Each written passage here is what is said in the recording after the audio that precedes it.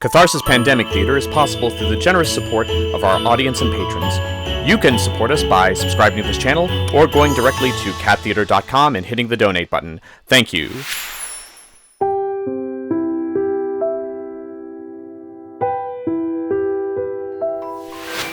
$1.87. That was all.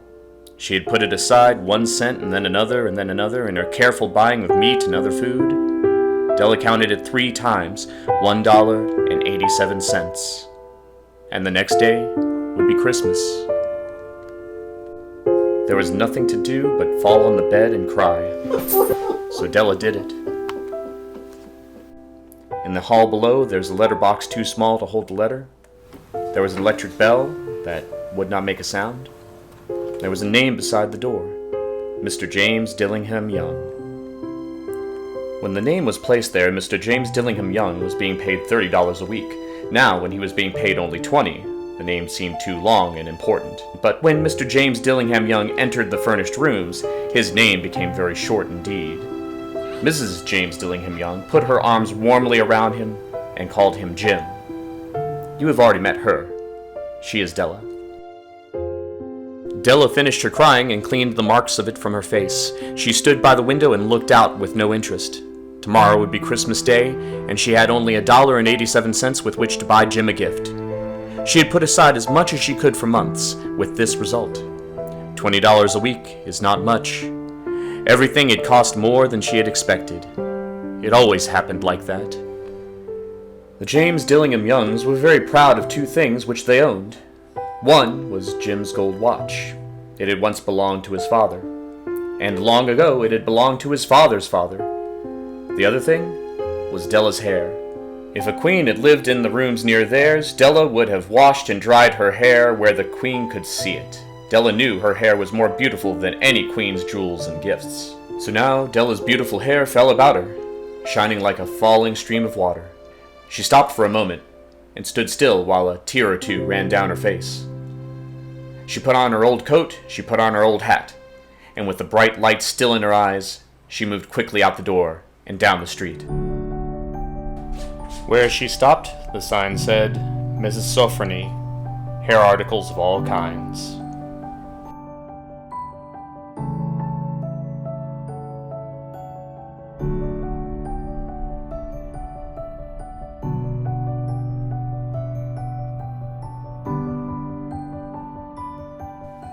Oh, and the next 2 hours seemed to fly by. She was going from one shop to another to find a gift for Jim, and she found it at last. It was a gold watch chain, very simply made. Its value was in its rich and pure material. Because it was so plain and simple, you knew that it was very valuable. As soon as she saw it, she knew that Jim must have it. It was like him, quietness and value. She paid $21 for it, and she hurried home with the chain and 87 cents.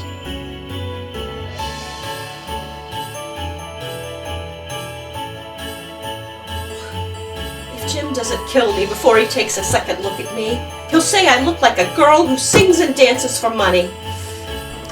At 7, Jim's dinner was ready for him. Jim stopped inside the door. He was quiet as a hunting dog when it is near a bird.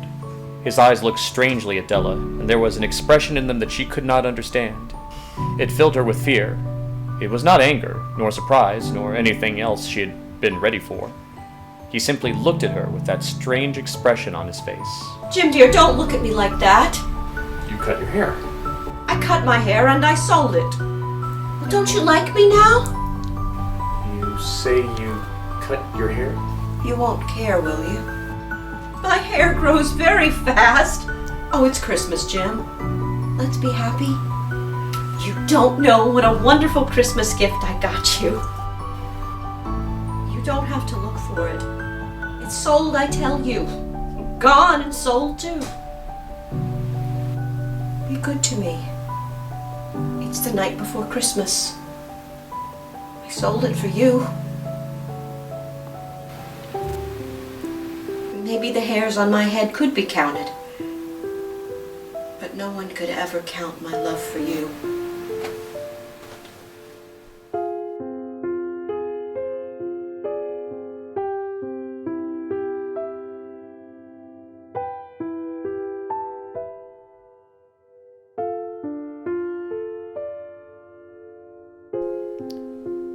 For 10 seconds, let us look in another direction.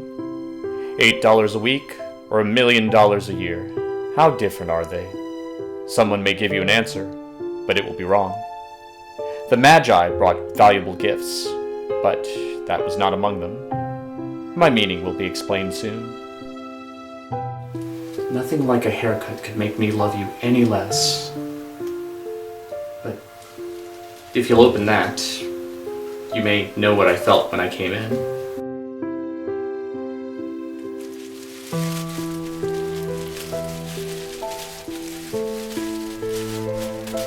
For there lay the combs that Della had seen in the shop window and loved for a long time. Beautiful combs with jewels, perfect for her beautiful hair. My hair grows so fast. Oh, I hunted all over town for it. You'll have to look at your watch 100 times a day now. Give me your watch. I want to see how they look together.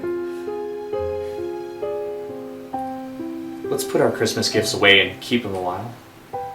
They're too nice to use just now. I sold the watch to get the money for your combs. And now, I think we should have our dinner. The Magi, as you know, were wise men, wonderfully wise men, who brought gifts to the newborn Christ child. They were the first to give Christmas gifts. Being wise, their gifts were doubtless wise ones. And here I have told you a story of two children who were not wise. Each sold the most valuable thing he owned in order to buy a gift for the other. But let me speak a last word to the wise of these days. Of all who give gifts, these two were the most wise. Of all who give and receive gifts, such as they are the most wise. Everywhere, they are the wise ones. They are the Magi.